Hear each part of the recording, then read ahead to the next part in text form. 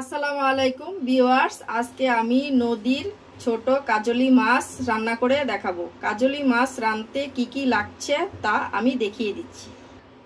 এখানে নিয়ে নিয়েছি আমি 1 কাপ পরিমাণ পেঁয়াজ কুচি, 1 টেবিল চামচ মরিচের গুঁড়া, টেবিল চামচ হলুদের গুঁড়া, আধা টেবিল চামচ জিরার গুঁড়া, আর নিয়েছি 1 টেবিল চামচ আদা রসুন বাটা, পরিমাণ মতো লবণ আর কিছু কাঁচামরিচ ফালি।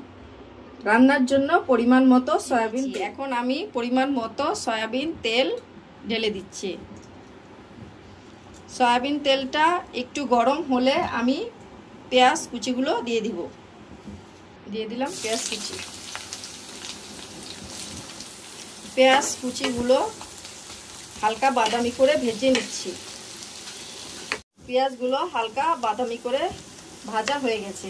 এখন আমি দিয়ে দিচ্ছি আদা রসুন বাটা আর কাঁচামরিচ, পরিমাণ মতো লবণ।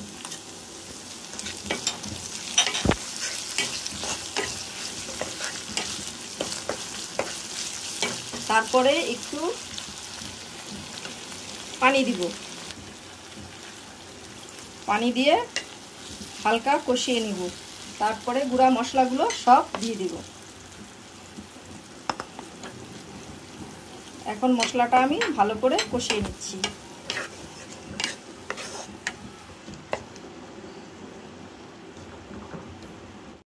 মশলাটা আমার ভালো করে কষিয়ে নেওয়ার পর এখন আমি এটার মধ্যে পানি দিয়ে দিব।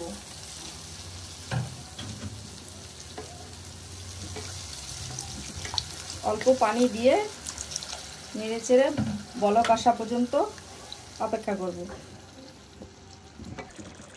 আমার পানিটা বলক এসে গেছে। এখন আমি মাছগুলো ছেড়ে দিচ্ছি। সবগুলো মাছ দেওয়ার পরে একটু হালকা নেড়ে চেড়ে